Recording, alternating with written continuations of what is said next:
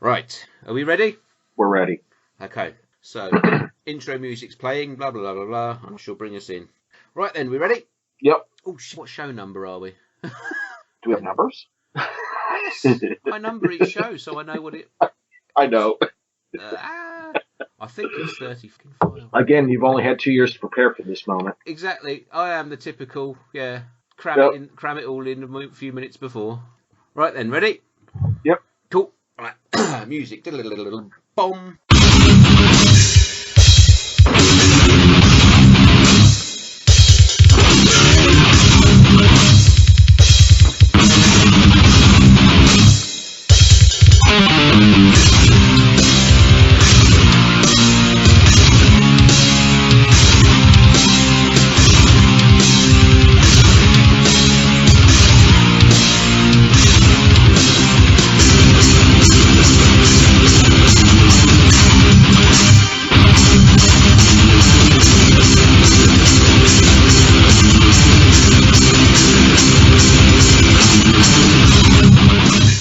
We're back, motherfuckers! Wait, what? Who's this?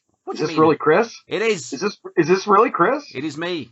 I'm going transatlantic across the Skype airwaves. That's right. This is the Ancient Slumber podcast. Hello, everybody. We're back. Hello. We're finally back. It's only taken 2 bloody years. Right. Just, one of us needed to, get back. We won't tell you which one. We'll let you guess. Right. Yeah, that won't be you get 3 guesses and the first 2 don't count. Exactly. Hello, bitches. We're back. It's Ancient Slumber podcast, show number 33. My name is Chris Ward. I am a lazy bastard, and I am being joined by another lazy bastard. It's Myron Schmidt. How you doing, Myron? Good.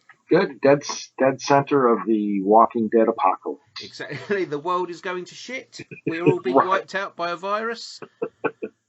And so we thought now's the time we need to come back and entertain the nation. Right now. I don't, yeah. The world needs more people talking unnecessary bollocks. So here we are. Right, exactly. We found our calling. Cheering you up one stupid analogy at a time. I'm gonna giggle a lot today. Oh boy. Now keep in mind, I am not in the same room with Chris, so any giggling he's doing, it is self-induced. I find it's the only way to be. Well, this is why we don't do video. No. My Wi-Fi ain't that good anyway. I'm in the Midlands. Come on, electricity is a fucking bonus. Oh boy, I thought you lived in like Worcester, however you say it over there. Worcester. Worcester, yes, that is. Okay. What is the Midlands? Well, you got the land, and it's the middle bit. Hence is it the Midlands? You know what, Schmidt? If you ask a stupid fucking question, you get the answer. This deep south, where is it? Shut up. Is it near New York? I thought maybe it was near Easter Island or something. Easter Island? Barry Island. I'm about an hour and a half away from. No. But did you see somebody rammed one of the Easter Island statues with a truck? They lost control, no, and they knocked it right over. I mean, took it off its stand and everything. Well, there you go. As if things weren't bad enough. Yeah. They've tried to ban cars within like certain distance of the statues, and apparently they'll have to probably do it now. But I saw that on Twitter or something. I'm thinking, how the hell? But you know what? You just don't want to know. Why can't we just ban morons? Cars only do what you tell them. That's a good thought, Chris. I like that. We are putting the worlds to right.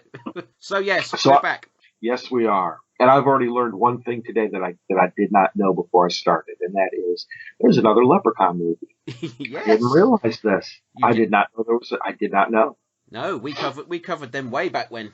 Yeah, we did. But yes, Leprechaun start again, Chris. Leprechaun Returns is actually bloody good. Right, we're talking about the Leprechaun movies, right? Yeah. Blood and splatter and silly jokes and all that. And it's very self-aware. It's very good. Jennifer Aniston's not in it, but would you have it any other way? Maybe. Did they do? I don't remember. Did they do a space Leprechaun, or was that just Hellraiser? No, Leprechaun 4, I think it is. In space. Oh, the 80s, those crazy times. Yeah, even better because it was the 90s. Well, you know, they were still fogging for the They 80s. were that crazy you didn't even know what decade it was.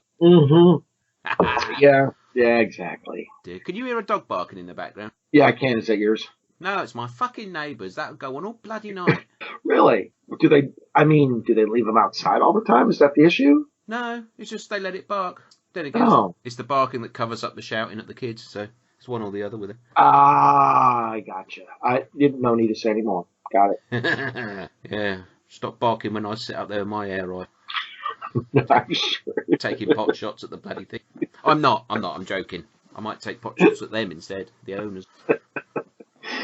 Oh, boy. Fucking hell. Anyway, after this little episode of Loose Women that we seem to be going into, well, you wouldn't know that reference, would you? No. It's a TV show where a bunch of menopausal women think they can put the world to rights. Yes. What are we doing today? Well, you know, it's been a while. I thought we'd have a little catch up. But one of the movies we're going to talk about a little bit is Dr. Sleep. We are. We're going to review Dr. Sleep, the long-awaited sequel to The Shining. Well, yeah. Loose sequel. Let's not say sequel. Loose sequel. Oh, yeah. Loose sequel till the last. Yeah. Well, you know. But everybody who's listened, knows that I'm a massive Stephen King fan. So it was only appropriate that that's what we'd start with.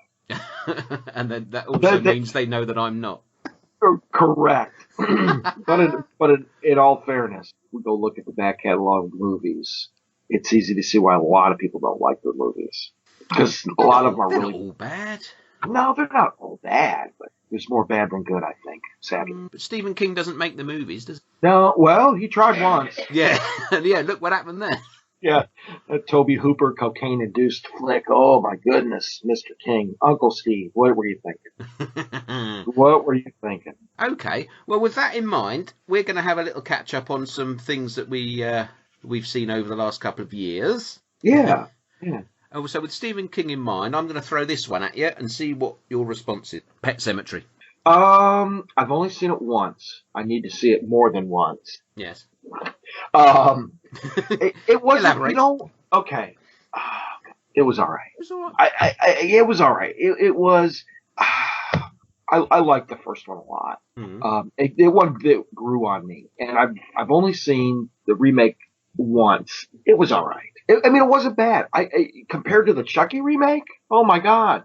Okay, interesting. Compared to the Chucky remake, it was really good, but it was okay. You know, I wasn't disappointed. I wasn't upset about it.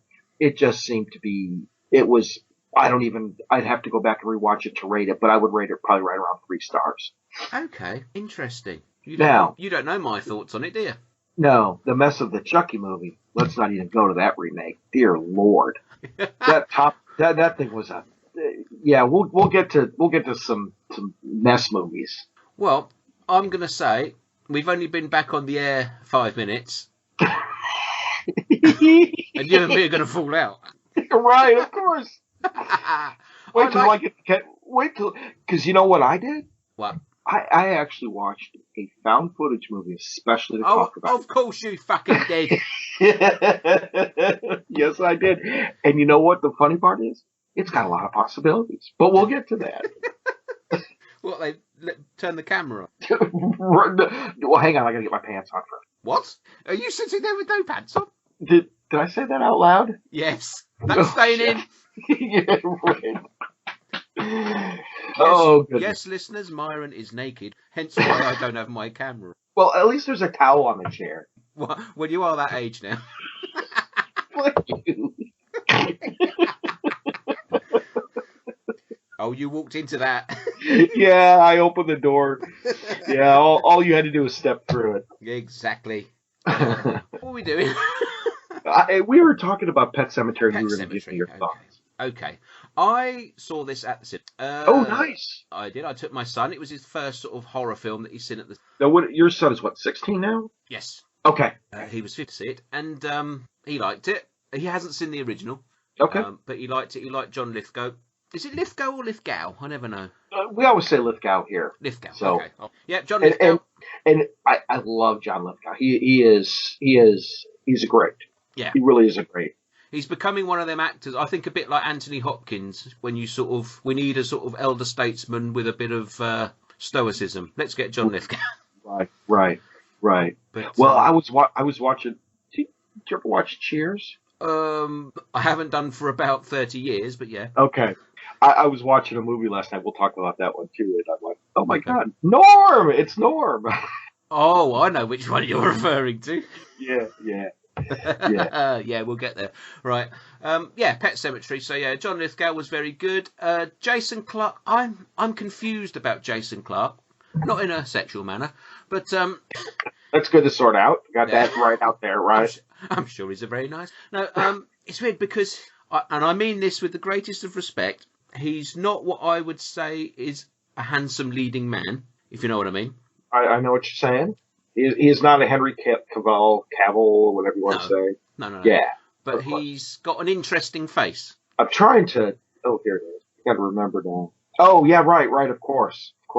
Do you know what I mean? He's not, say, a classic good-looking leading man. But I liked him in. He was in one of the Apes movies. It's Dawn of the Planet of the Apes. He was in. I thought he was okay in that.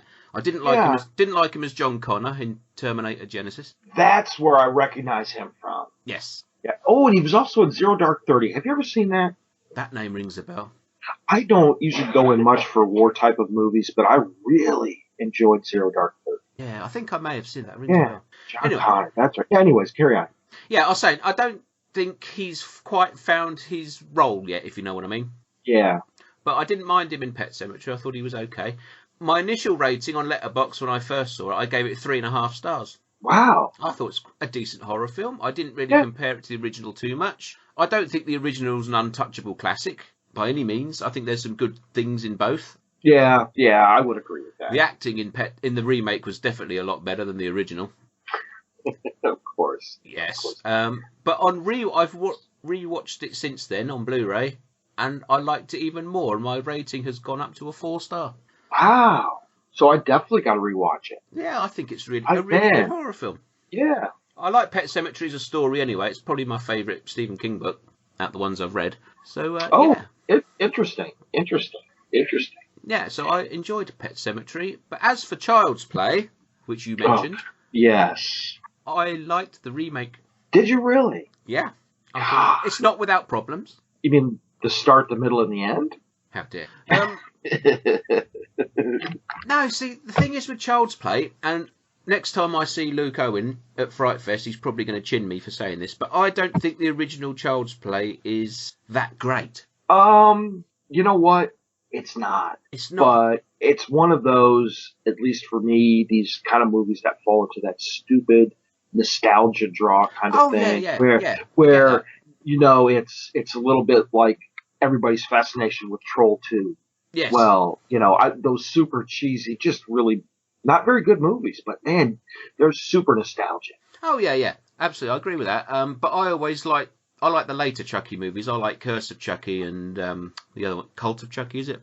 Yeah, I like those. I quite like Bride of Chucky. I always liked Jennifer Tilly. So. Well, yeah. Sorry. Oh, she's not Chucky. Sorry. Images just flashed in my mind. Then I just had to have a moment. Right. Yes. A couple of them. Yeah. Sorry. Oh, how long before we mention tits? Come on. What's my time code at? Oh, 31 minutes. Okay. All right. Yep. Yeah. So I actually didn't mind it. I quite like the way they made Chucky more. He's not just a doll. He's got that sort of animation about him. He's robotic. Yeah. Mark Hamill as the voice. A fairly obvious choice, I think. I mean, it's shut your eyes. He could be voicing the Joker, you know. Right. Well, didn't he do that in the Killing Joke? Yeah. Oh, he's played the Joker for years. Yeah. Yeah. So there are lots of niggles, but as a sort of horror film, I actually quite enjoyed it. I had more fun with it than I do the original. Oh, interesting. Yeah. So there you go. Sometimes, you know what? It's just sometimes it's hard to overcome that nostalgic hill to climb. Yeah. Oh, yeah. I get that, but like I said, I've never held the original in that high a regard, really. Hang on, let me call up my letterbox thing and see. I think I gave it about a 3.5. 4? Now, I gave it 4. Really? Yeah. Did it have a large praying mantis in it? No, but the next one might. No, I wrote great fun modern slasher with the spirit of the 80s running through it, and it does enough differently to stand alone from the original, now giving us 2 variations on Chucky to enjoy. Huh. Argue that Okay. one. All right. I would never even come close to a 3. I'd probably go at about 2.5. But again, I've only seen it once. Some of this stuff I got to rewatch. I'm like that. I'm watching stuff because I'm watching stuff so quickly, and then 2 months later I think, what was that film again? I've got to go and watch it again. Right. Exactly. Speaking of Stephen King, I know it's been out a while. I don't even know if we talked about it, but this will kind of dovetail a little bit into Dr. Sleep. But did you see Gerald's Game? No. Okay. Interesting. That ends that one. Yep. No further discussion. But no, I don't tend to seek out Stephen King stuff, you see, unless it's maybe a remake of something I've already seen. And I've never read the book, and I've seen people talking about it online. And Okay. All right. Well, if you got time, give it a go. I'm curious. It's directed by Mike Flanagan as well. Okay.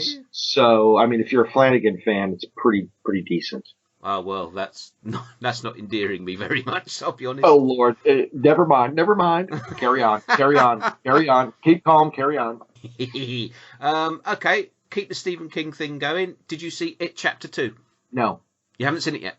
No. Okay. But before we gather again, I will go see. That was the one I forgot. I wanted to, pop in and get a copy or pop over to Letterboxd. I just spaced it out. Well, with this whole shutdown and, when we got Captain Trips bearing down on us, and you just kind of forget what you're going to do sometimes. Okay.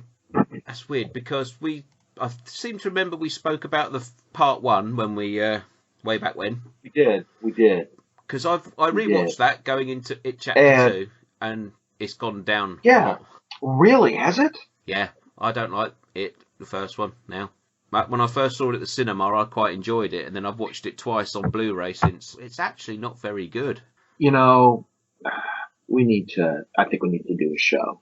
Is it nostalgia for Tim Curry versus Bill Skarsgård? No, I've got no massive love for the original. I actually prefer the TV version. Yeah. Okay. Oh, I've just called up my review of It Chapter 2. Would you like me to read it?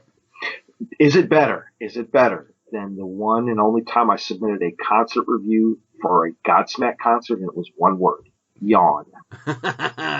Well, I've got a few more words than that. Okay. A hot mess of hype surface level writing with no substance, dodgy CGI monsters shaking their way towards the camera again, and playing to a teenage audience who jump at things that go boo telegraphed a mile off. I can categorically say I didn't enjoy this and hope that this renewed Stephen King worship ends soon. The only thing they got right was the casting, especially Bill Hader. Mainstream horror movie making it its most generic and pandering and a total waste of time. 1.5 stars. Wow. You won't see that on the poster, will you? No. I'm not surprised. The second half of the book / movie is it's really hard to deal with. The book is huge, so the amount of description and the amount of narration is necessary to capture that second part. But man, yeah, I'm not shocked. I don't think you'll like the second one too. Okay. Being a bigger Stephen King fan than I am, I don't think you'll like it. But yeah. But just to annoy me, you probably will. I don't know. I haven't given you my thoughts on the new Halloween yet, so we'll save that for another show. I was going to say, with that in mind, have you seen Halloween? Yeah, I did. I've seen it twice. Okay. God, all I'm going to say is I tried to like it, Chris. I tried. Because I'm a massive Halloween original. Yeah, you are, yeah. I love the original too, but I don't care for any of the others except for Rob Zombie's. Well, I like number 2. Number 2 was good. You say that, I went back and watched Halloween 2. Yeah? Probably about 2 months ago, and I actually had a fairly good time with it. Oh, thank God! I thought you were gonna downplay it for a second. No, it's the one that I never really liked that much. I've probably only seen it about twice before in my life, and I always thought it was quite dull. And then, I think it's my son who said to me, "What's better, Friday the 13th Part 2 or Halloween 2?" And I went, "Oh, Friday the 13th." And then we rewatched Friday the 13th and went, "Eh." So I said, "Okay, I'll watch Halloween 2 again." And I got this American region-free Blu-ray, and it's got a really good picture on it. And I actually sat and thought, actually, I might go Halloween 2 is better. Right. Is it Dick Warlock plays Michael Myers in that? I think so. Yeah, captured the essence of it. Yeah. All I can think is gym teacher now. I'm sorry. Gym teacher. Friday the 13th, part 2, right? Gym teacher. Did I get the right part? No, Nightmare on remind Elm me. Street. It's been a while. No, Nightmare on Elm Street, part 2. Yeah, that's Remember? Elm Street 2, you noodle. Oops. Oh, we've watched that as well. Don't you dare say anything bad about Elm. How can you? Are you kidding me? That sequence alone is worth liking the movie. It is the greatest Elm Street film ever made and never likely to be made. And I will fight anyone who says differently. Oh my goodness. How did we get off on this track? Oh. You fantasizing about gym teachers. No. Yes, it was. The listeners will word. So the guy goes into a bar and he meets his gym teacher, this weird leather bar, and it forces him to go back to school. How does that even happen? You've obviously never been to the Midlands. Right. Don't be stupid, Jim. But yeah, you know what? We got to review the new Halloween, and they're making another one. We got to review. We got to do Leatherface as well, because that's come out since I've taken my hiatus. Okay, what we'll do then is we'll hold off on any detailed Halloween, because I did that little one review with Gore a while back. Yeah. My opinion may have changed slightly on it since then. I don't know. But we'll hang off until the new one comes out, and then we'll return to Haddonfield then, I think. When is the new one coming out? Do we know? Do you know? I don't. Given the title, I'd say October time. Okay.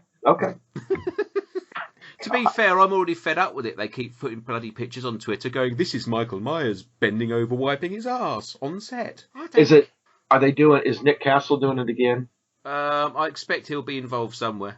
Okay. But yeah.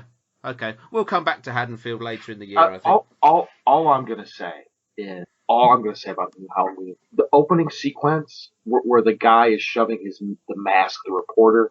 Who does that? Who lets somebody do that in an asylum with a crazy borderline supernatural killer? Who would do that? I don't think they do that. But really, I mean, it's almost like your start. Never mind. Never mind. Oh dear. Right then, I'm just scrolling down my little list here. Have you seen Zombieland Double Tap? No. Do I need to see Zombieland Double Tap? Have you seen the first one? Yes. Then watch the second one. Okay. I really enjoyed it.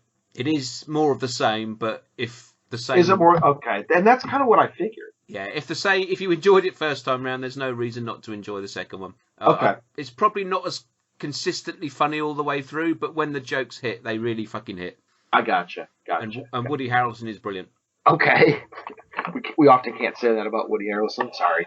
I love Woody Harrelson. How dare you? We need a replacement Robert Englund, and there it is. Huh. Actually, that's not the stupidest thing I've heard today. Oh, thanks very much. Yeah, that's not the stupidest thing. The stupidest thing was I got to wait till 9 o'clock to buy vodka from Walmart. Oh, they're on curfew time, are they? You know what? It's funny. In Illinois, you used to be able to not buy alcohol before noon. In Indiana, you used to not be able to buy alcohol on Sundays at all. You could go to a restaurant and have a glass of beer, but you couldn't take out packaged products. Couldn't have it outside. Right. Okay, we have no outside drinking zones here. Really? Yeah. Okay. That's not according to the videos I see on Twitter. Oh yeah, we don't give a shit. We just ignore it. But well, I don't drink. But yeah, it's you see signs up around city centres. It's no alcohol to be consumed in this area, and right behind the sign, there's a pub. Well, how can I buy a fucking drink? And there'll be some, shirtless 40-year-old with a big old belly, in front of the sign, right? What are you saying? Yeah. I'm 43, You don't drink. No, but I've got a belly, and I shout a lot. I'll be even worse if I had a drink, believe me. Yeah, I know. Oh. Okay. So where we got we talked about it, and we went to Gerald's game, and then we went. Yeah, we've done a bit of Stephen Did Zombieland there, which Zombieland Double Tap, very good. Did you see Once Upon a Time in Hollywood? Okay, here we go.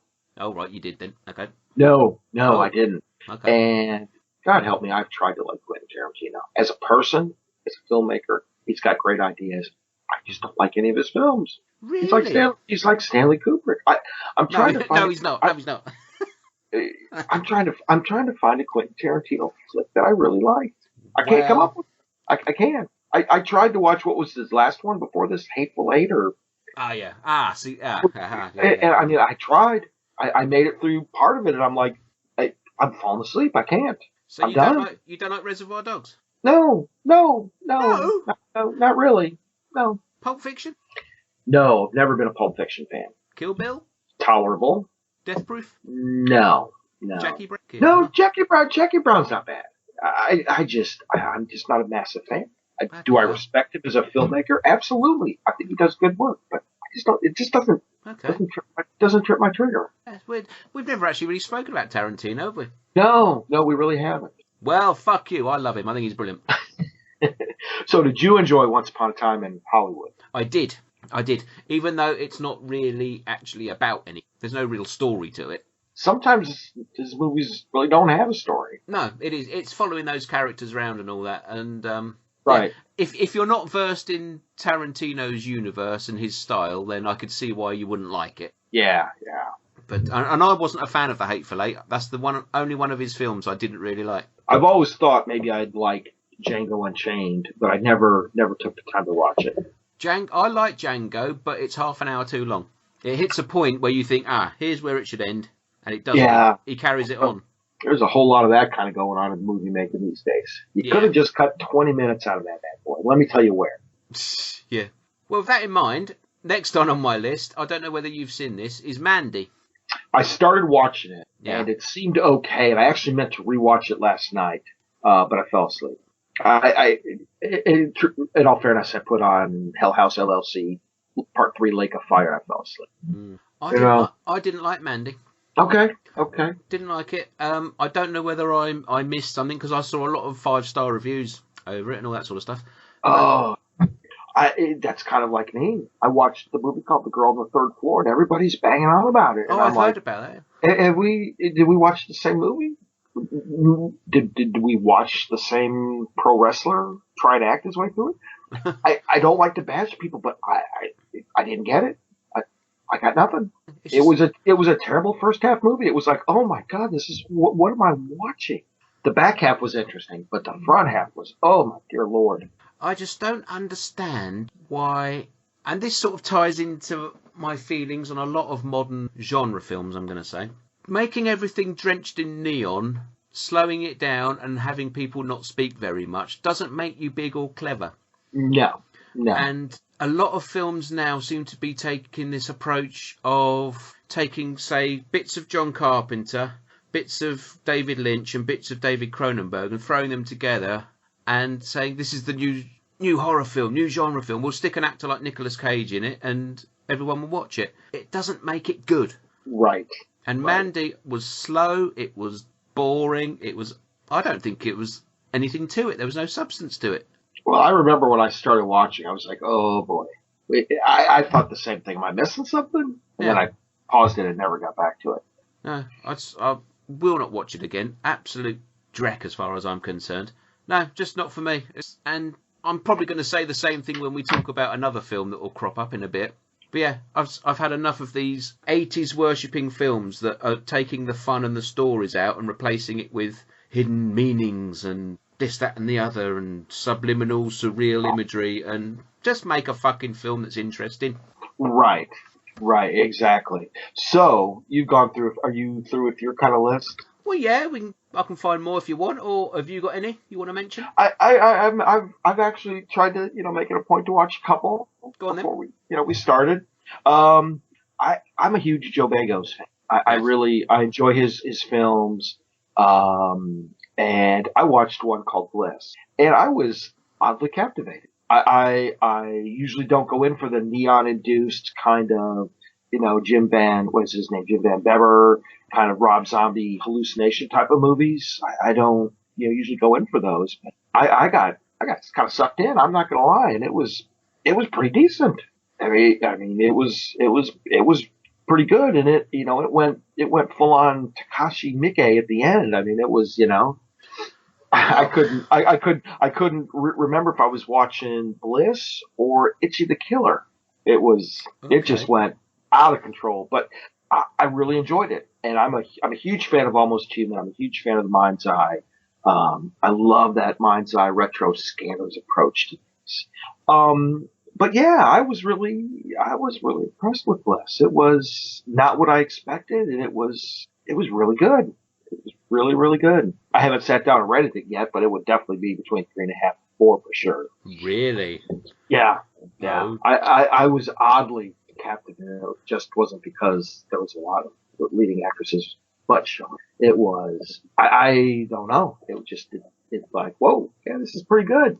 I too have seen Bliss. So Chris agrees with me in everything I just said.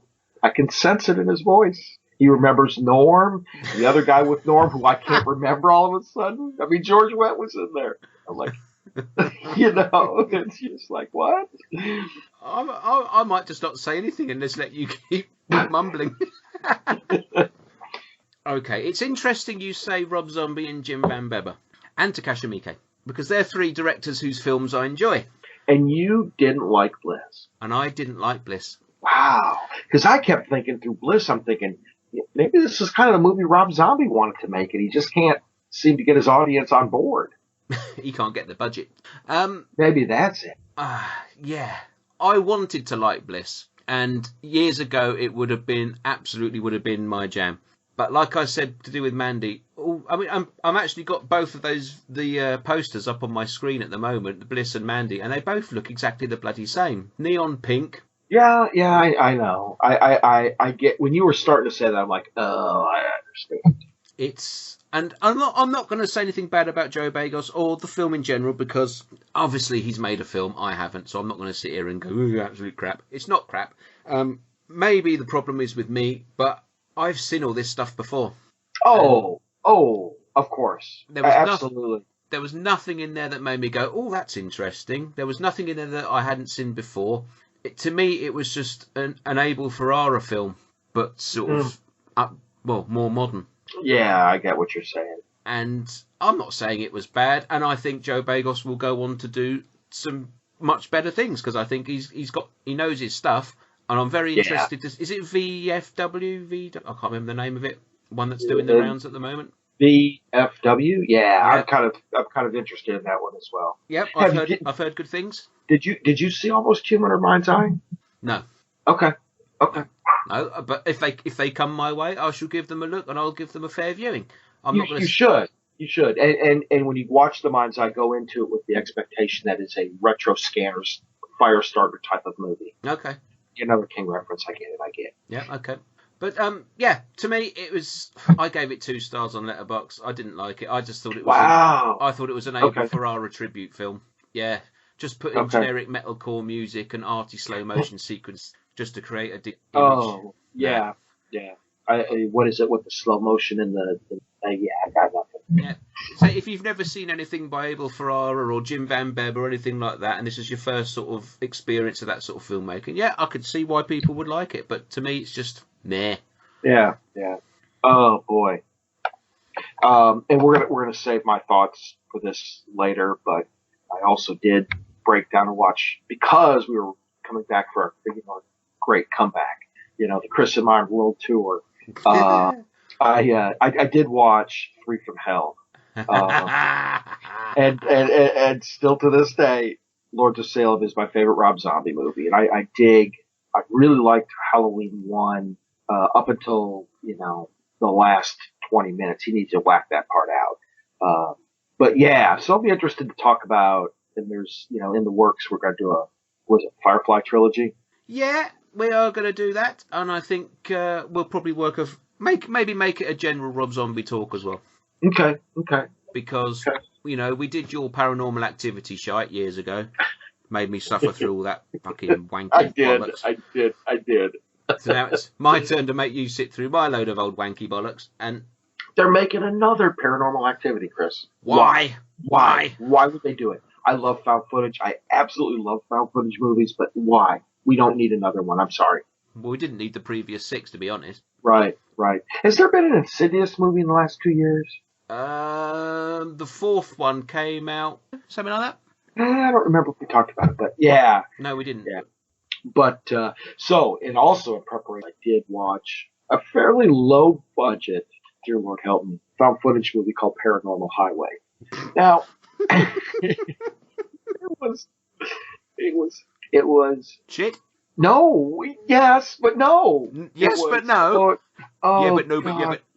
The bus driver at one point, I don't know how many folks get this reference, was literally dressed like Larry the Cable Guy. He had a baseball cap on and not a flannel shirt, but a striped, plaid shirt with the sleeves cut off. Yeah. Oh my God. Oh, so, the premise is this debate team. Let that one sink in for a minute, folks. The debate team. Was it a mass debate or a little one? It was a little one. Okay. Walked into that one too. But anyways, I think they're in Florida, and the school rents a bus. Yeah. The bus happens to be, a 1950 school bus that's been not really renovated, but then of course they had to install the cameras because this debate team warrants a documentary. So there's no chance of it breaking down whatsoever. None. And I think I'm beginning to see where this is going. So through the whole movie, it never breaks down. That's a lie.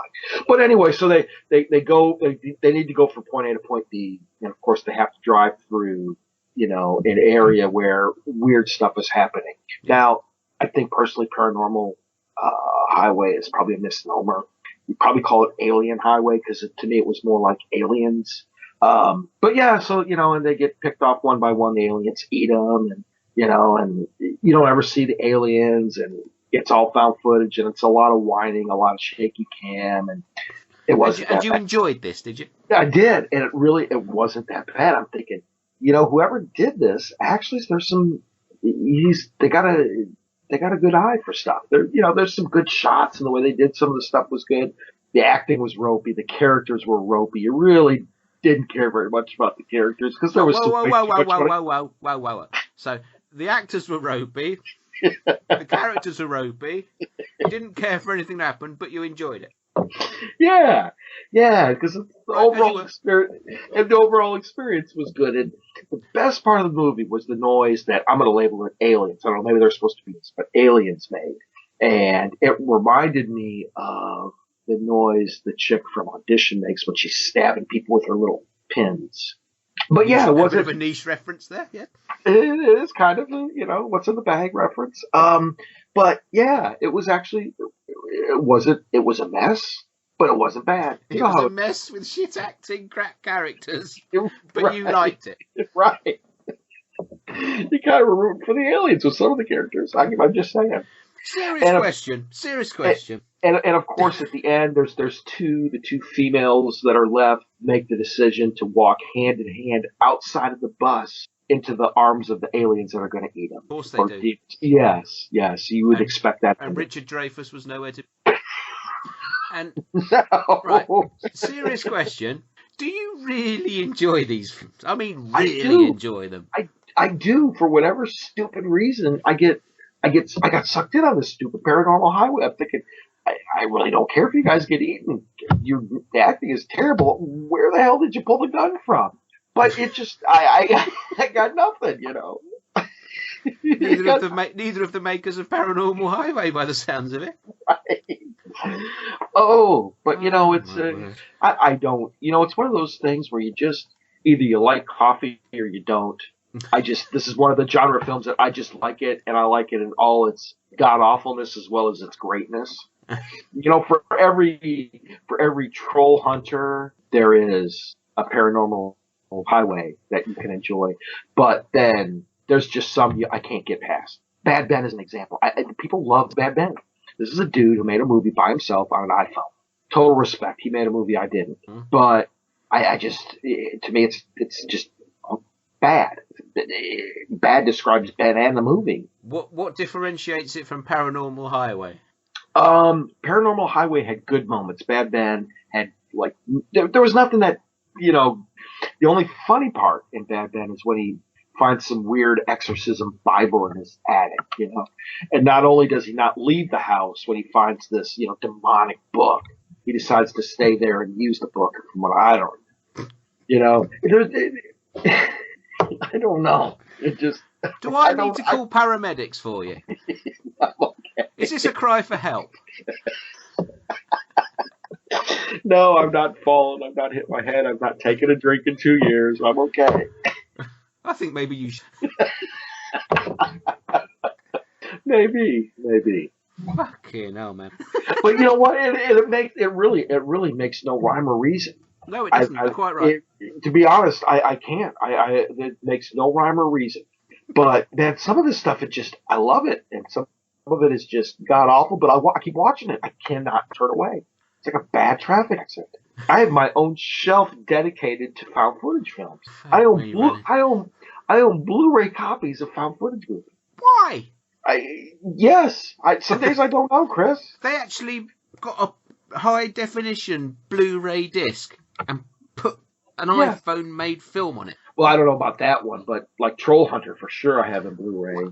You know, but yeah.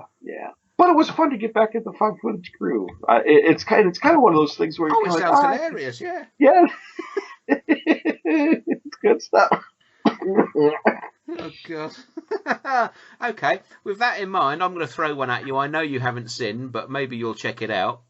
It's from 2018, and it's called The Amityville Murders. I have not seen it. Is it found footage? No. Okay.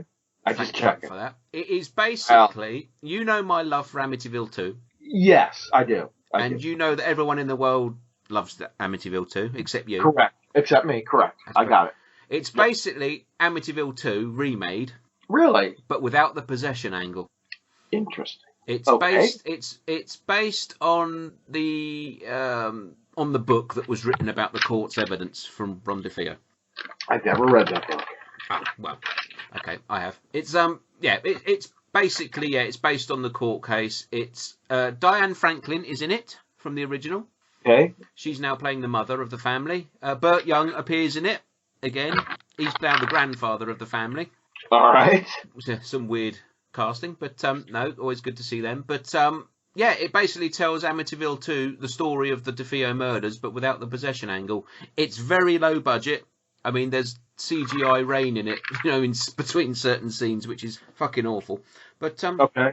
I only gave it 2.5 stars on Letterboxd, but I actually quite enjoyed it for what it was. Well, why did you only give it 2.5 stars? Because on a technical level, it's not great. Okay. But my actual experience of watching, because I'm obsessed with fucking Amityville, I love all that shit, and so it gave me it's that story from another angle, from a more realistic angle, and you can tell they tried to do something. They were limited by budget. Okay, gotcha. But I quite enjoy. Did you? Speaking of Amityville, we'll go make the connection to Ed, Lorraine Warren. Did you watch the new Annabelle one? Was it Annabelle Comes Home? Yeah. No, I haven't seen that one. I'd be interested in your thoughts. I started watching. I'm waiting for it to drop in price and then pick it up. Okay, I actually started watching it, and it wasn't bad. I'm thinking this is not bad. It wasn't bad. It's not bad. Yeah, well done. It's that's a nice analogy. We got to suspend a whole bunch of logic, common sense, and reason when we watch that movie. I mean, a whole bunch. You mean in a film about a haunted doll, we have to suspend disbelief? When you put it like that, Chris. From a series where is it The Conjuring 2 with that council house that's about 1 metre wide on the outside and it's like the fucking TARDIS on the inside? We have to suspend disbelief. Right. It kind of was like that, wasn't it? Now that you mention it, I know what. No, there's a movie that I know what British council houses look like, and James Wan has no idea. Oh God, yeah. There's one that needed to have about 40 minutes taken out of it. It needed about 90 minutes taken out. Is it 90 minutes long? It's still it's longer than that. It still knocks me that I paid 50. You did. Well, that's okay. Nothing trumps me paying $10 for a used copy of Texas Chainsaw Massacre: The Next Generation, which is a purchase that will keep on giving. $10. Well, sorry, I don't do refunds. Oh God, it's terrible. Terrible movie. Anyways. Oh God. Terrible movie, and then you watch Leatherface and go, "Oh, maybe it wasn't that bad after all." That movie was so bad too. Oh goodness. We will talk about Leatherface Yeah, we will for sure. because there's bound to be more of them coming. Yeah. Oh God. Did you just say there's bound to be more of them coming? Yeah. Oh, I know. Yeah, they're trying to. I really want to just tell them to stop with Halloween. We've got a lot. We really don't need any more. I mean, I love Jamie Lee Curtis. I love Laurie Strode character. I love the Halloween stuff, but we have enough. Well, you know what's going to be the next ones to come back, don't you? I don't know. What do you think? Friday the 13th or Nightmare? Well, Friday the 13th will, once they've cleared up that lawsuit between Sean Cunningham and Victor Miller. I think they're going to be new Freddy stuff at some point over the next couple of years. Who played the Freddy in the remake again? Who was that? Jackie Earle Haley. Yeah, that's right. And he didn't do a bad job. He was the only bit of the remake worth watching. Yeah. I liked it. It did seem, though, that some of the remake stuff is they kind of did the Rob Zombie template, if you will, where they, told a lot of backstory. Yeah, but I think it's the stuff that veered away from the original I found most interesting about it. It's the stuff where they tried to recreate bits from the original and just didn't do it as well, but really not me. But what was I going to say? Right. Yeah, okay. Yeah, because Robert Englund put the Freddy makeup on again to do that TV show, didn't he? Is it the Goldbergs? I think so, yes. Yeah, I haven't seen it. Yes. I don't know if it airs over here or not. But yeah. And he did the Goldbergs is a show about people in the 80s. Okay. Yeah, that's why I put people in the 80s or people in their 80s? No, people in the 80s. Because Robert Englund ain't far off that. No. Oh, I love Robert Englund. No, but I know. Yeah, but he put the makeup on and said, because he originally said, I'm not going to play Freddy again in a movie, blah, blah, blah. And then he put the makeup on, did the TV show and said, actually, I might have one more movie in me. There you go. Now, have we done we've not done there's been no space movie for Freddy, right? Correct. Jason did one. Hellraiser did one. Leprechaun did one. You reminded me the Leprechaun did one. You know what I'm saying, Chris? It's possible. Yeah. Anything's possible. If they're astronauts in hypersleep, oh. I know, right? My thinking is, because Robert Englund has now said he doesn't know if he's going to do a film. He would like to do a voice for an animated, which... Didn't they try that? Wasn't there like an 80s cartoon? No, there was a TV show, wasn't there? Freddy's Nightmares. Maybe. Yeah. Freddy's Nightmares, which actually wasn't all that bad. There were some good episodes in that. I actually watched one last week, the original one, directed by Tobe Hooper. I quite liked Really? it. Yeah. Okay. The Freddy origin story. I've got it on DVD. Yeah. See, thing is, let's just say Robert Englund agrees to do one more Freddy film. Okay. Okay. Let's see. Yep. All right. We've got that. He's in his 70s. He's in Yes. his early 70s. If he loses a few pounds, gets in a bit of shape, makes the film, it's a massive success. What happens then? Right. Because he's not going to do any more. He said he'll do one and no more. He's not going to do another 8 of them. Right. So if you want to carry on that franchise, you've got to recast. So why do one with Robert Englund when you know you've got to recast? Right. And it's not like Pennywise or it's not like Michael Myers or Jason. Granted, there's a makeup part of it, but, I know Robert Englund is Freddy Krueger as far as everyone's concerned. I get that. Yeah. But if the remake taught us anything, it taught us that another actor can do something with the role. Sure, I would agree with that for sure. If the material is good. Yep. And if I were a betting man, or I would throw my hat in the ring and I would say, if you want to recast Freddy Krueger right now, while he's still just about young enough to do it, Richard Brake. All right, I got to look up who he is. 3 from Hell. Which one is he?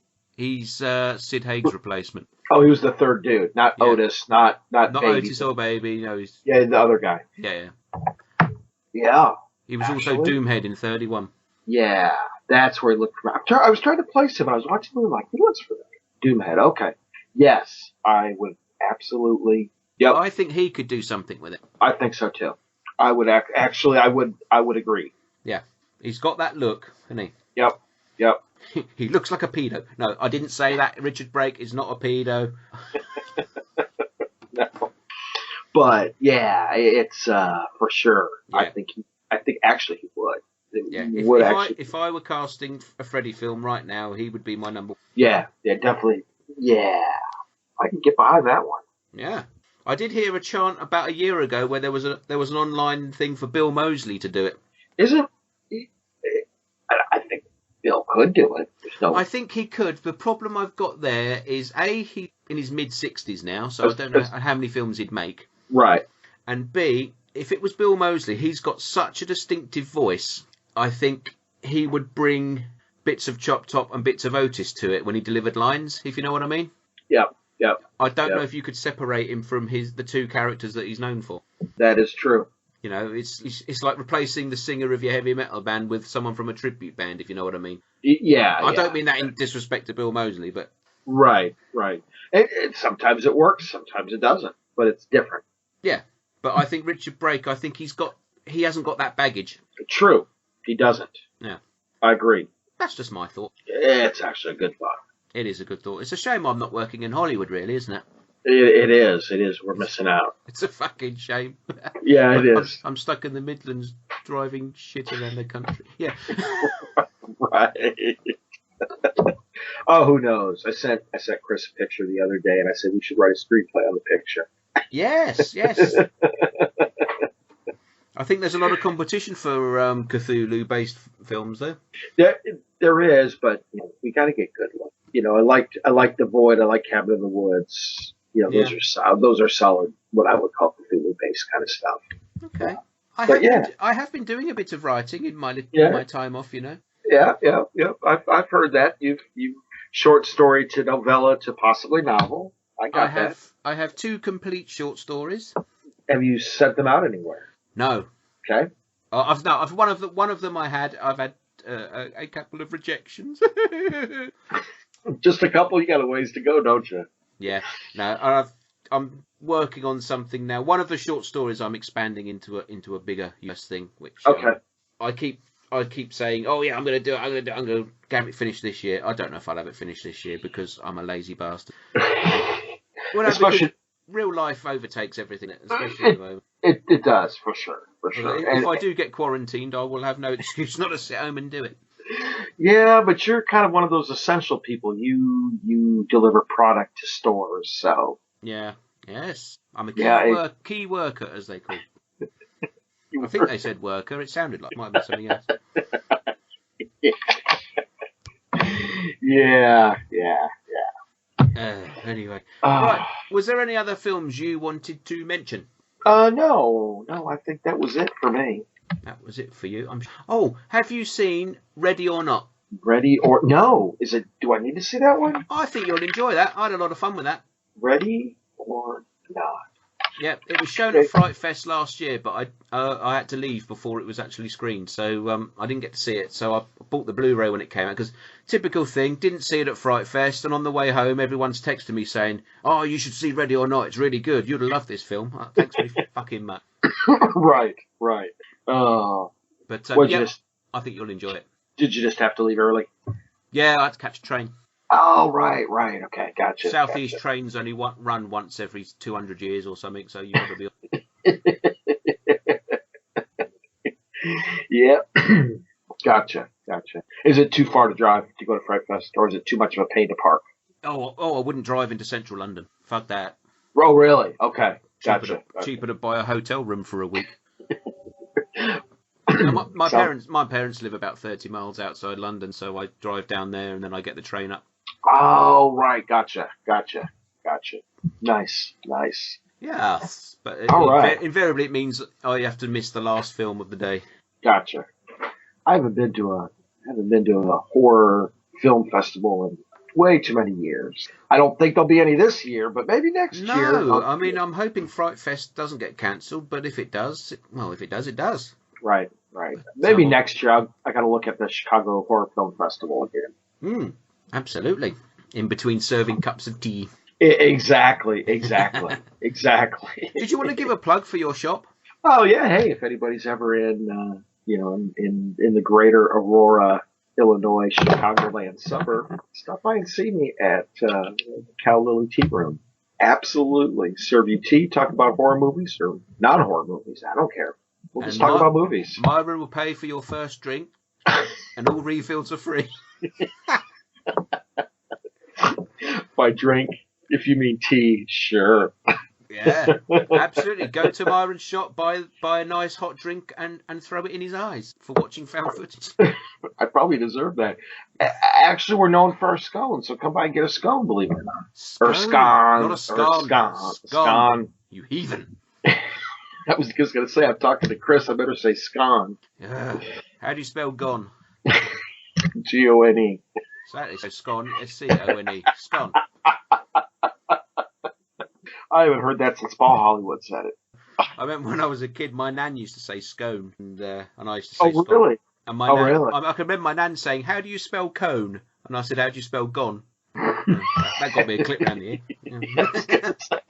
I'm sure your nan whacked you upside the head for that one. Oh yeah, I got locked in the basement for a year. That pieces fall together. Explains a lot, really. Yeah, it does. It does. Oh, anyway, should we move on to our main feature? Absolutely. Have I got I play a trailer? Yeah, let's play a trailer. Okay, right. I'll be back in a minute. Trailer. When I was a kid, there was a place. A dark place. They closed it down and let it rot. But the things that lived there... Hello, Danny. They come back.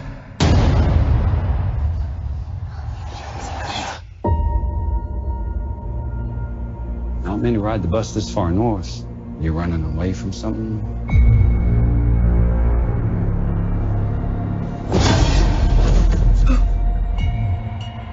I'm running away from myself, I guess.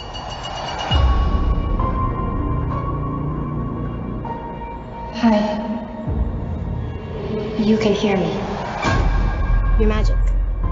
Like me. I don't know about magic. I always called it the Shining.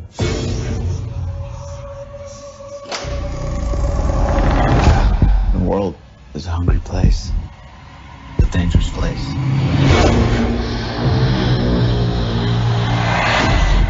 These people, they hurt people like us. These empty devils, they'll eat what shines. And they've noticed that little girl. Well, hi there. Get out of my head! Get out! I haven't felt power like that in so long. They're coming. Where are we going? There's a place.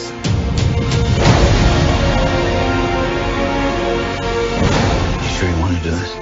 I'm ready. Yes, you run here. And then I will find you. And you will scream for years. Come and play with us forever and ever.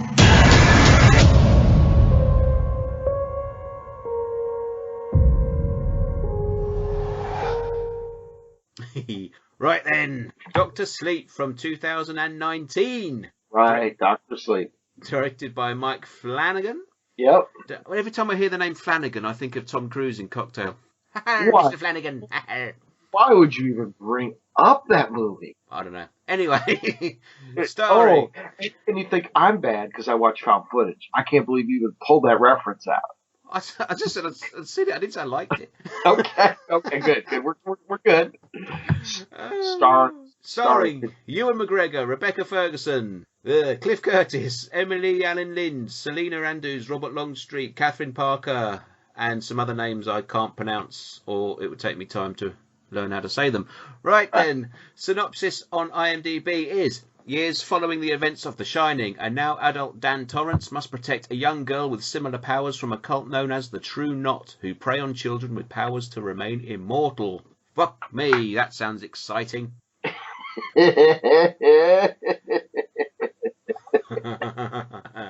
Oh, it sounds exciting. Yeah, it's actually yeah.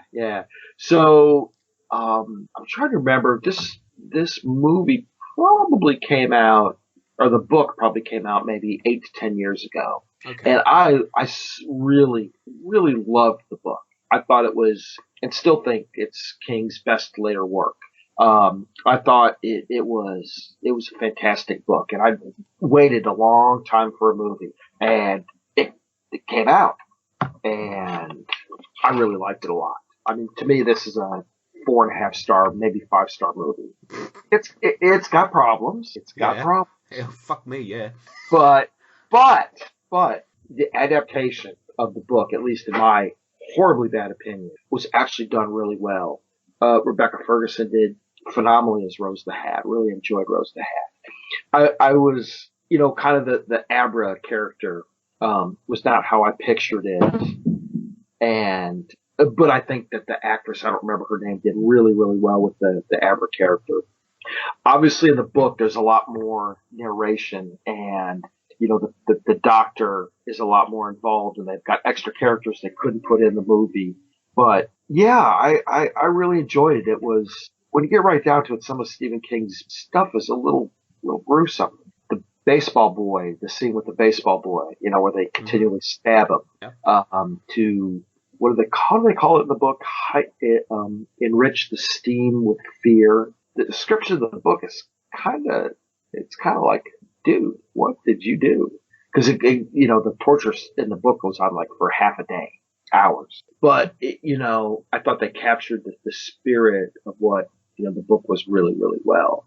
And I like Ewan McGregor. I think he's a great actor, and it's nice to see prominent, larger name actors not being afraid to get into the role of a horror flick. Right. Okay. But yeah, I enjoyed it. I enjoyed Rose. I enjoyed the mental telepathy type of scenes that they did. I thought it was, done really well. And, when you read the book, you have to envision there's this group of people, an eclectic group of people that drive around in RVs. And, Rose's RV, they go on and on to describe that I think it's called an earth mover, and it's from Australia, and it's this rolling castle. And in the movie, I thought Flanagan did pretty well with the set construction, of the RV. It really matches the book. But, the last scene, they kind of went a little bit Shining kind of at the end. And it's certainly not at all how the book played out. I mean, the end result was the same, yes. But I liked the ending of the book a whole lot better than the movie. But it wasn't bad, It didn't go too Kubrick on us. Okay. That's interesting. Okay. Because, is this a sequel to Kubrick's film, or is it a sequel to King's book? Well, if you watch the film, it's a sequel to Kubrick's film with the majority of the plot taken from the book. I mean, that's kind of the way that's how I prepared myself for it. I was ready for it. So I didn't have an expectation that Flanagan was going to leave Kubrick out of the mess, that I expected it to be laced with Kubrick references. So I was prepared for that. And I found that I really, really liked it, because I really, really, really dislike The Shining. I really don't like that movie, but yeah, I found even with all those references in there, I still really enjoy Dr. Sleep. I take it you've read The Shining, the book? Yes. Okay. And you like that? Love the book. If you read the book, you start to ponder if it should ever have been made into a movie. Right. I've never read The Shining. Okay. I do own a copy of it somewhere, but I've just never got around to reading it. It's not that long. It's actually pretty decent. It's really good. Yeah. So I will get to it if I can find it. I'm not a massive fan of the film The Shining. I think it's hugely overrated, but I think Kubrick is in general anyway, which I know upsets a lot of people, but there we go. I can't. I've never made it to the end of 2001: A Space Odyssey. I fall asleep all the time. No, I can't do that. Yeah, I think The Shining is fine as a horror film. Obviously, Jack Nicholson's performance is iconic. Is it good? I don't know, but it's certainly iconic. Yep. So it's like it's one of them films where it's never made sense to me, and I can't see how it makes sense to everyone else, but yet everyone else seems to love it and say, oh well, that's just Kubrick. Well, that's not an answer for anything, is it? No. So yeah, I do actually own it on Blu-ray, and once every 4 or 5 years I might just I'll watch The Shining, see if I can get anything more out of it, and I don't. And I know I'm going to watch it again at some point because my son wants to watch it. Okay, okay. He's doing film studies at school and that sort of thing. So, Well, why do the Kubrick version? Why don't you go with the Steven Weber TV series version? if I can get hold of it, I might do. Yeah, Rebecca De Mornay and Steven Weber. But I think my son wants to see it because of the Jack Nicholson performance. You know, he's seen all the references and knows where it's from, so he wants to see that. So he knows who Jack Nicholson is from Batman and things. Right. So, I've no problem with the show. I don't hate it. I don't think it's rubbish. I think it's vastly overrated. Yeah. And so, Doctor Sleep. That said, I haven't read Doctor Sleep, obviously. I watched this last week. You should read it, seriously. Well, to be honest, I don't know whether I want to. Because really? I thought this film was tedious. I thought this film was boring. I could easily trim an hour off of this and still have the same scenes in it with the same effect. Just like I said earlier, slowing everything down doesn't make you clever. Correct. I sat and watched a 3-hour director's cut, which you could easily half without taking anything out of it, plot-wise. Oh, I'm sure. I'm sure. So when you say, "Oh yes, this is a great adaptation of King's book," I don't doubt that, because King's books are exactly the same. You know, why take one page to describe something when you can take 10 pages? You know. Well, yes, he's known for that, of course. Yeah. And I think based on that, I think Mike Flanagan's nailed it. He's nailed it as a King adaptation because he's got the tedium exactly right. I joked earlier on about when you said about Mike Flanagan, do you like Mike Flanagan? And I'm not going to say he's a bad filmmaker again, because obviously he's making a name for himself in the genre, and he's a solid filmmaker. But it just doesn't speak to me, and what he does doesn't speak to me. His other films haven't really blown me away. Now we've established you did not see Gerald's Game. I didn't see Gerald's Game. Did you see Hush or Oculus or? I'm just looking through his list he did now. Not. I've seen Absentia. Hush. Okay, that's a good thing. I think I've seen Hush, yes, and there was something else. Oh, helps if I click on director. Oculus. I did see Oculus, but I don't remember it at all. That's the big mirror one. Yeah, I did see that. Didn't think anything of that. And of course, Ouija Origins. We won't even talk about that. That's just an embarrassment. Sorry, Mike. Was that the second Ouija film? Yes. No, I haven't seen that. I saw the first one. Oh, so I've no need to see it second. No, you don't. You don't. So, you're the lucky one. I've seen Oculus. I've seen Absentia, and I may or may not have seen Hush. I can't remember. But the fact that I can't remember tells you everything you need to know. Really, I find him. I just don't find anything that leaps out at me, and I think Ewan McGregor is perfect casting, because as an actor I find him dull and tedious and completely vanilla. Really? Yeah. So you are not you don't like him in the, what did he do? He did Obi-Wan, right? Yeah. See, I don't mind him as Obi-Wan, but when you make Star Wars, you have to rein yourself in, don't you?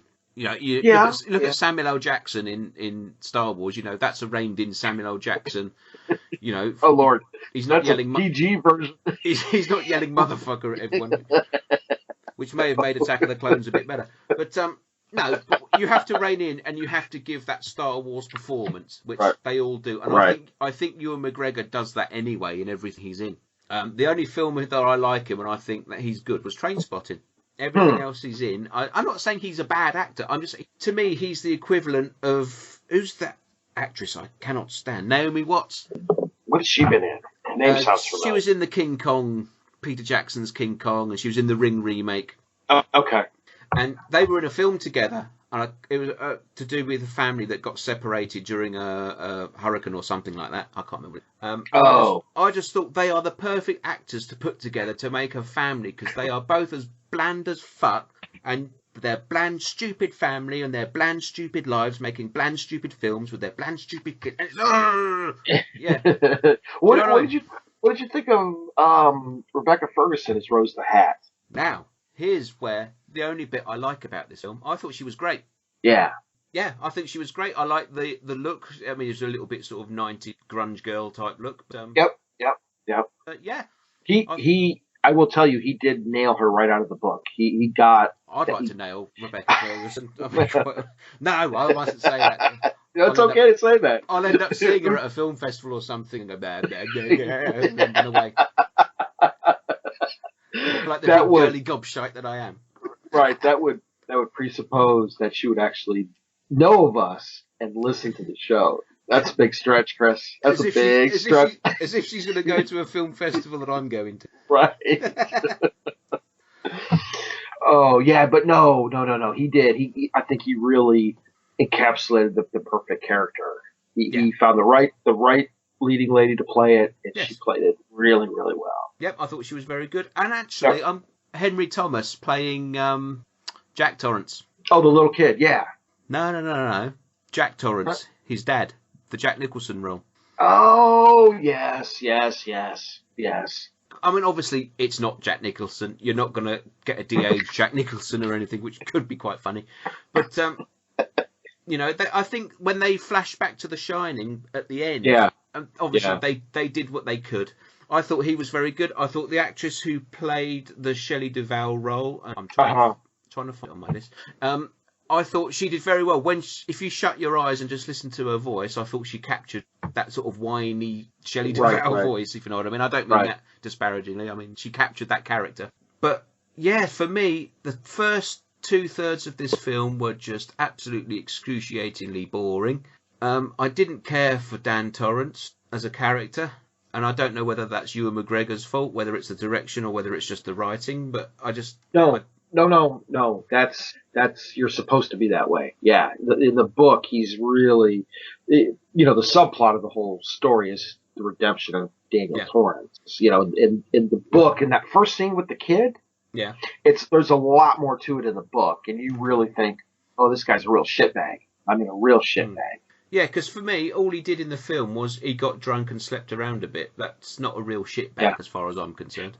Well, in the book, there was a pile of cocaine, and that little kid actually, he leaves, doesn't do anything with the kid. The kid gets in the cocaine and dies. Okay, but see, that's not in the film. That's not in the film, but in the book, that just, So, Flanagan obviously did capture that Dan is really just kind of a shitbag. Yeah. See, to me, it feels like they've got the Doctor Sleep story, which is basically, it's a vampire story, but retooled a little bit.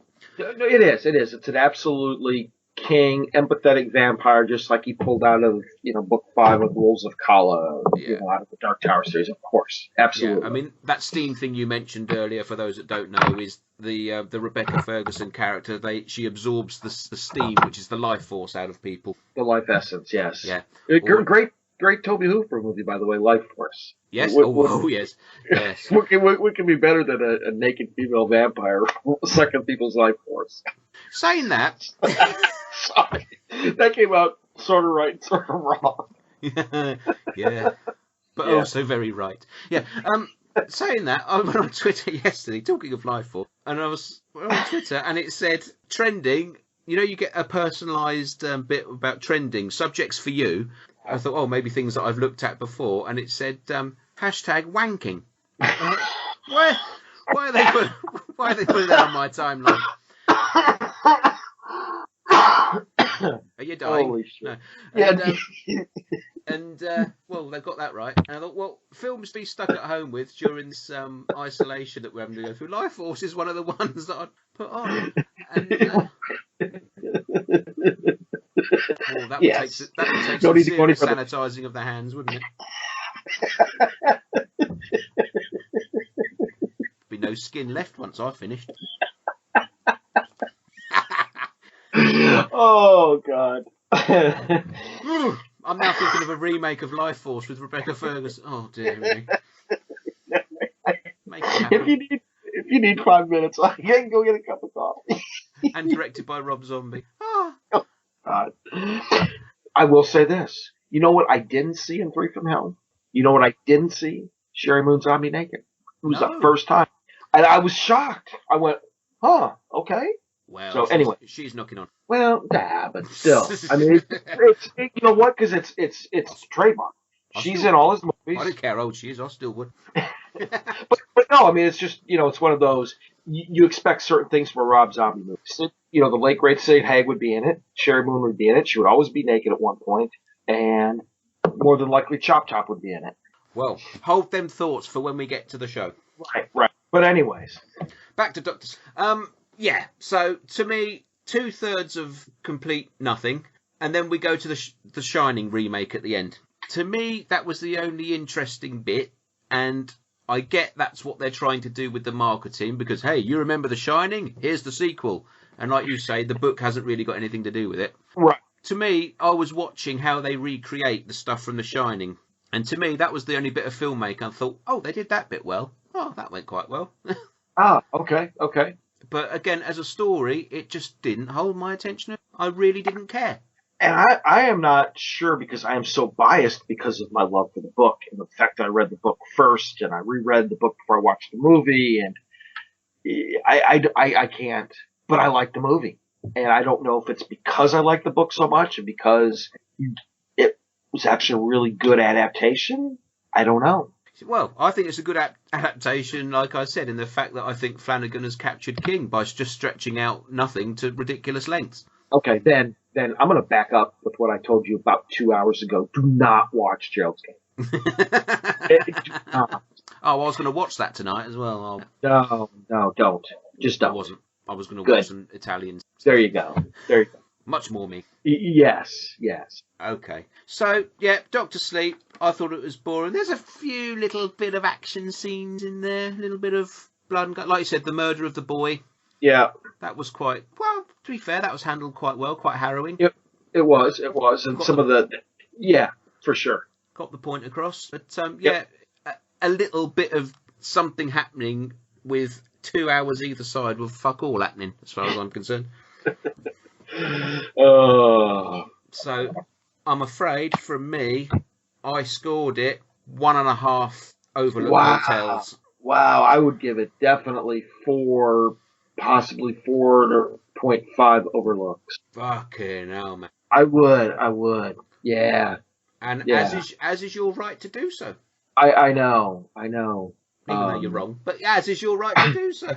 Well, I went on that I enjoyed Paranormal Highway. What do you expect from somebody who enjoys Paranormal Highway? You expect a 4 to 4.5 rating for Dr. Sleep. I'm now thinking of Michael Landon for some reason and them doing a Paranormal Highway to Heaven. Jesus Christ. That might have improved that movie. Yeah, so Dr. Sleep, I think actually the way that we've both approached this is probably very symptomatic of the film itself. You're either going to love it or you're going to hate it. Yes, yeah, it's one of those movies. I don't think there's any middle ground. I really don't. There's no, it's all right. It is either I loved it or I thought it was rubbish. When I say that, I don't think it was rubbish in as it was badly made. I just think the word editor springs to mind. Yes, yeah. And the director's cut, of course, it's the theatrical cut. Maybe you should have went with the theatrical cut. Well, I heard a lot of people sort of moan about the theatrical cut, saying, there are bits that they missed out and this, that, and the other. And I think if you're going to see it, go and see the longest cut possible. Well, yeah, I get that, but actually, no, I take that back because they cut out a lot of the Shining stuff, probably. Do they? In the theatrical cut, yeah. It wasn't as heavy, so you're probably good with the long version. How long is the theatrical? Oh, hell, I don't remember now.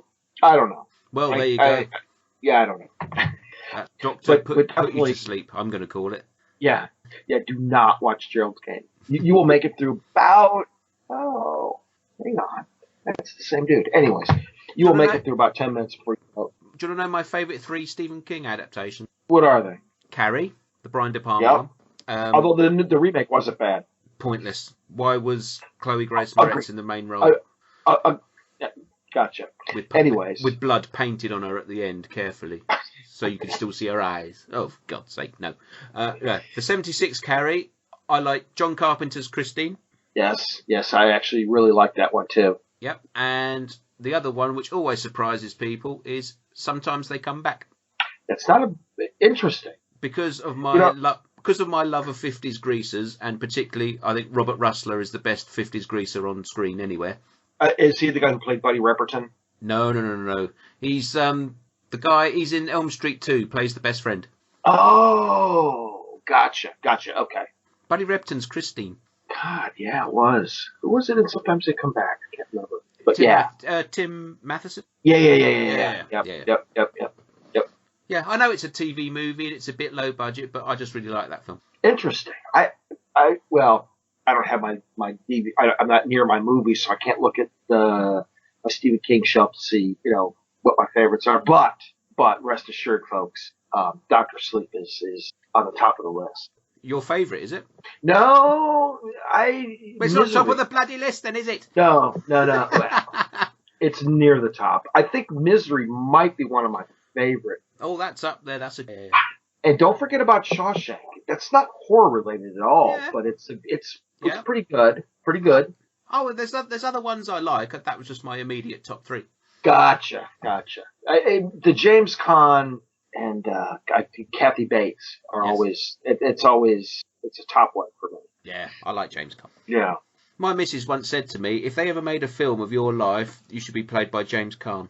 Wow. And you married the right woman. Quite happy with that. I said, what? Godfather era James Caan or James Caan as he is now, about 90. Well, not 90 now, but yeah, that's right. Oh, I forgot James Caan was in the Godfather. See, take the gun, get the cannoli, leave the gun. The what? Grab the cannoli, leave the gun. That's it. Yeah. Well, there you go. So we've just put that to Dr. Sleep. We've done and dusted it.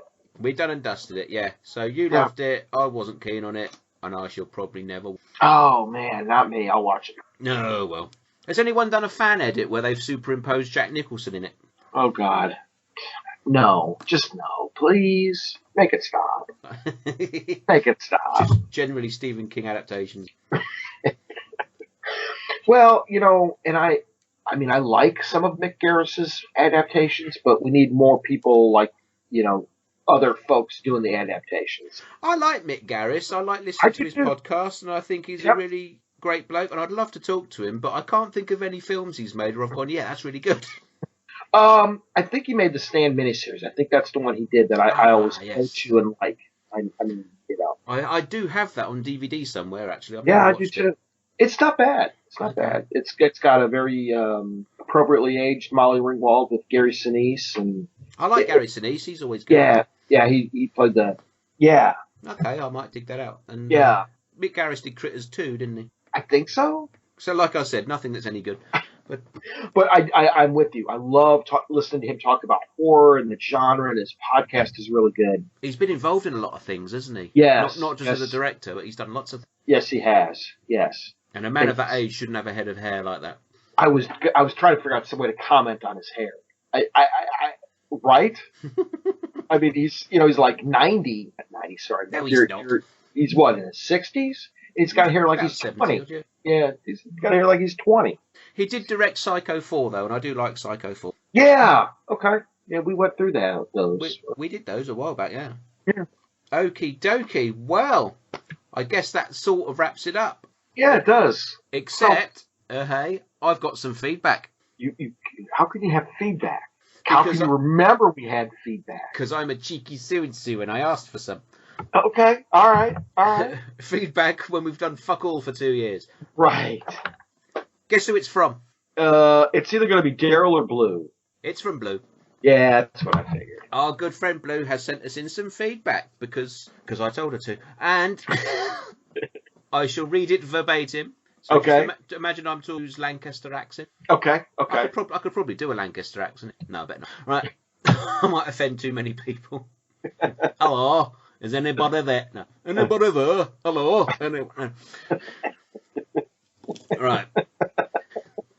Right. Hello? Is anybody there? Hello? Anyone? Oh, there you are. I've been wondering when you two would return. I've been sat on the damn naughty step for so long, my arse is numb. Yes. Anyway, where the hell have you been? Watching shit found footage? Yeah, that's you. Yeah, yes. And Friday the 13th, part 4, no doubt. That would be. I'm not remotely impressed. I've had to amuse myself. And I wonder how you've done that. And my handcuffs have seized, and the guy down in the dungeon might just be desiccated by now. Please, I've got some explaining to do. Yeah. Not to me. Yes, there is. To me. Yeah, I think some folks have some questions. While you've been away, I've been putting my time to good use. I managed to get through almost all the video nasties list. That is a trek. That's a challenge. Avoided as much found footage as possible. Yay! And may have had a little excursion or two to London's Fright Fest. Yes, you did. Now, Chris, have you made it through the Video Nasties list? I have actually made it through every movie on there. I The think first list. I think there's one on there I haven't seen. I'd have to go back. I can't remember. It's been so long. Yeah, isn't there there's 3 lists, and I did the very first one. I've done the section 1 list I've done, the section 2 list I've done. I think there may be 1, possibly 2 on the section 3 list. Yeah, I haven't started the other 2 yet. Okay. Where was I? Oh yeah. Don't worry, I took the naughty step with me. Had loads of fun meeting you, Chris. Yes, we did. Maybe next time I will buy you 2 slices of pizza. Oh. Yes, you should. Not that you bloody deserve it, leaving me like this, you bugger. Yeah, okay. Sorry. Yeah, advice to anyone, just feed me pizza and I'll be a good little puppet from then on. Yeah, well, pizza's life, so gotta love pizza. God. Anyway, it's really good to have you both back with your dulcet tones in my ear holes. That does say ear holes. Yeah, ear holes. Right, but... Okay, just check. Can we get a... Don, can we get a spelling, please? But if you two bugger off again, you can guarantee I'll be smacking arses. Well, when are we buggering off again? Buggering arses, ear holes. Now, where did I put that can of WD-40? Let's see if I can release those damn handcuffs. I've got a use for these. Oh, okay. Well, you can message me privately about that. Well, go on then. Sod off. I've got things to do, and you've got a podcast to do. Bye, Blue. Thanks, Blue. Thank you. Yes, we are back, motherfuckers. So hopefully we'll get our next show out before 2022. Yes. So, Chris, do we want to talk about it now, what we want to do in the next show, or we want to do that later? Well, I think we're going to say now, because we've been keeping them waiting for 2 years. We've got Friday the 13th to finish. Do you remember where we left off? Because I don't even know if I can find my notes, and that means I've got to go back and re-rank all these movies. We've done the first 8. Okay. So we are starting with Jason Goes to Hell. Oh, sweet baby Jesus, help me. So we've got Jason Goes to Hell, Jason X, Freddy vs. Jason, and the remake. Okay. I'm not going to say a thing about the remake. No, keep it all quiet till the next show. When that will be, I don't know. But it will be soon. It will be soon. We promise you we will be back as soon as we possibly can. If you would like to get in touch with us until then, we are on Twitter at @ancient_slumber. That's right. And if you want to get hold of me on there, I'm at Horrorsmith. What's your Twitter? I am at MASCHEM67. Exactly. And we are also on Letterboxd as well. You can look for us on there. The email address, if you want to send us some messages, abuse or anything else, is ancientslumberpodcast@gmail.com. You can download previous episodes on Apple Podcasts or iTunes or whatever it's bloody called now. And I think we're on Stitcher and something else. We're on Stitcher. We made it. We did, because I've been holding off on putting us on too many platforms. We didn't have any new material. Gotcha. Well, hey, we got one new material. One new material, so I am going to be expanding us out into various regions of the netherworld over time. But at the moment, Apple and Stitcher and podcast.com if you want to go onto the website. So okay. I think that is just about it for now. So stay safe, everybody. There's a lot of shit happening in the world at the moment, and we would like to have you all on board for the next show. So please look after yourselves. Don't go panic buying, and don't catch any diseases. Yeah, leave some toilet paper for the rest of it. Exactly. We can always wipe our asses on copies of Dr. Sleep. That paper's so absorbent. Unless you've got a Kindle, then you might have a problem. Yeah. On that note, I guess we better say goodbye. Goodbye. Bye. Sometimes dead is better.